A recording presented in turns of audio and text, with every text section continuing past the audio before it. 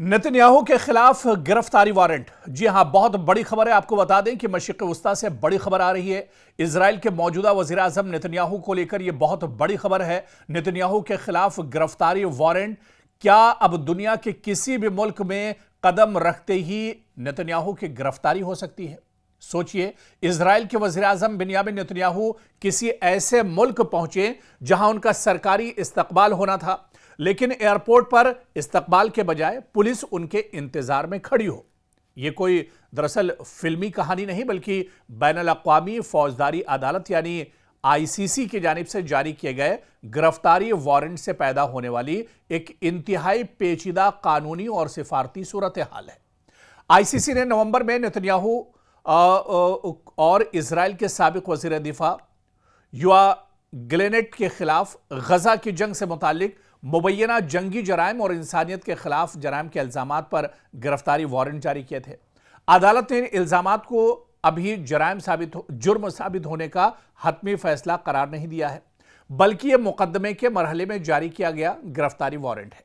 अब सवाल यह है कि आखिर ये आईसीसी है क्या और इसके वारंट का मतलब क्या होता है, क्योंकि आईसीसी यानी इंटरनेशनल क्रिमिनल कोर्ट एक मुस्तकिल बैनुल अक़वामी अदालत है जो नस्लकुशी, जंगी जराइम और इंसानियत के खिलाफ जराइम जैसे संगीन जराइम के जिम्मेदार अफराद के खिलाफ कार्रवाई करती है।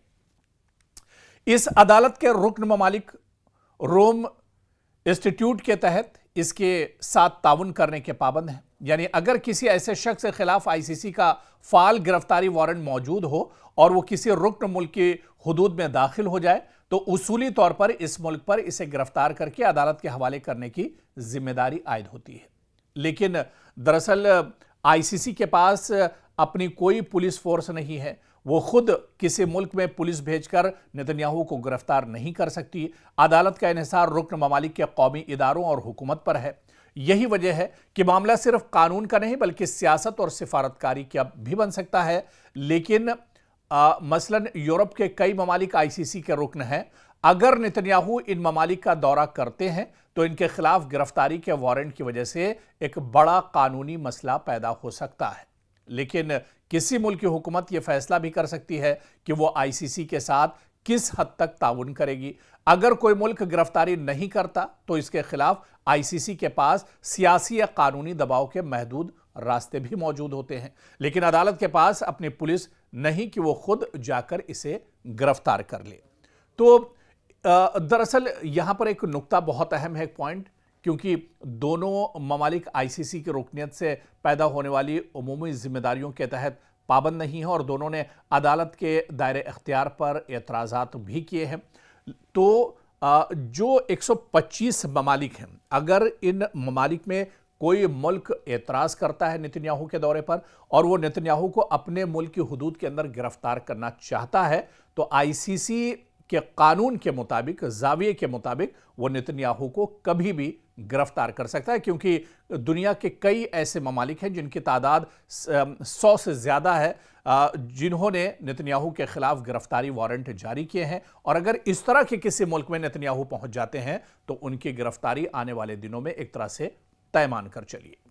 और इस वक्त बड़ी खबर आ रही है, आपको बता दें कि लीबिया पर ड्रोन से अटैक किया गया है। जी हाँ, लीबिया से बड़ी खबर आ रही है जहां पर ड्रोन के ज़रिए से बड़ा हमला किया गया है। दरअसल लीबिया की जो सबसे बड़ी ऑयल रिफाइनरी है, इसे निशाना बनाया गया है। जाविया ऑयल डिपो है, इसे निशाना बनाया गया। और जाविया ऑयल डिपो जहां पर रोज़ाना 1,20,000 बैरल जो ऑयल है वो एक तरह से प्रोड्यूस किया जाता है, यहाँ पर यह हमला किया गया है। और इसके बाद पूरे इलाके में एक तरह से हलचल तेज़ हो गई है। लेकिन बड़ा सवाल ये उठ रहा है कि लीबिया पर यह हमला किसने किया है, किसकी शय पर यह हमला किया गया है। लेकिन यह हमला काफ़ी बड़ा है क्योंकि लीबिया पर बहुत दिनों के बाद इस तरह से हमला हुआ और ड्रोन के ज़रिए से जाविया जो ऑयल डिपो है इसे निशाना बनाया गया है। इसके बाद अब मशरिक़ वस्ता में और खलीजी ममालिक में एक बार फिर से जो हलचल है वो और तेज़ हो गई है। लीबिया क्योंकि अभी तक बिल्कुल पुरअमन था, यहाँ पर इस तरह के हमले नहीं हो रहे थे, लेकिन एक बार फिर से जिस तरह से ड्रोन हमला हुआ है और जाविया ऑयल डिपो को निशाना बनाया गया है, उसके बाद से अब पूरे मशरिक़ वस्ता में और पूरे जो खलीजी मुल्क हैं वहाँ पर एक बार फिर से हलचल तेज़ हो गई है। और जिस ऑयल ऑयल डिपो को निशाना बनाया गया है। जाविया ऑयल डिपो, यहाँ पर रोज़ाना की बुनियाद पर 1,20,000 बैरल जो क्रूड ऑयल है, ख़ाम तेल है, उसकी सफाई होती है और ये यहाँ से प्रोड्यूस होता है। यानी ये काफ़ी अहम जगह है जिसे एक तरह से टारगेट किया गया है।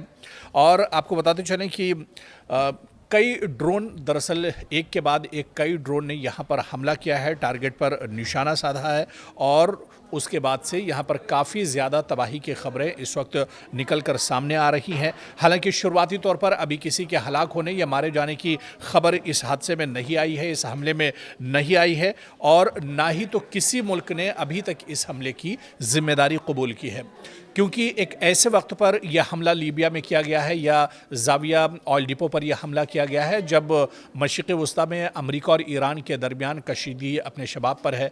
इसके अलावा दूसरी तरफ इज़राइल भी लगातार मशरिक़ वस्ता पर एक तरह से निशाना साधे हुआ है और उसकी नज़रें भी मशरिक़ वस्ता पर एक तरह से लगी हुई हैं। तो कहीं ना कहीं ये अब सवाल उठ रहा है कि आखिर इस हमले के लिए ज़िम्मेदार कौन है, जिसने यह हमला किया है लीबिया के ऊपर। आखिर कौन दरअसल किसने यह हमला किया है? क्या इज़राइल की तरफ से यह हमला किया गया है या फिर ईरान ने यह हमला किया है या फिर अमेरिका की तरफ से यह हमला किया गया है? दरअसल बड़ा सवाल यही कि हमला किया किसकी तरफ से गया है और इसकी मंशा क्या कुछ है। जब मशरिक़ वस्ता में हालात इतने ज़्यादा कशीदा हैं तो फिर यह हमला किसकी तरफ से किया गया है?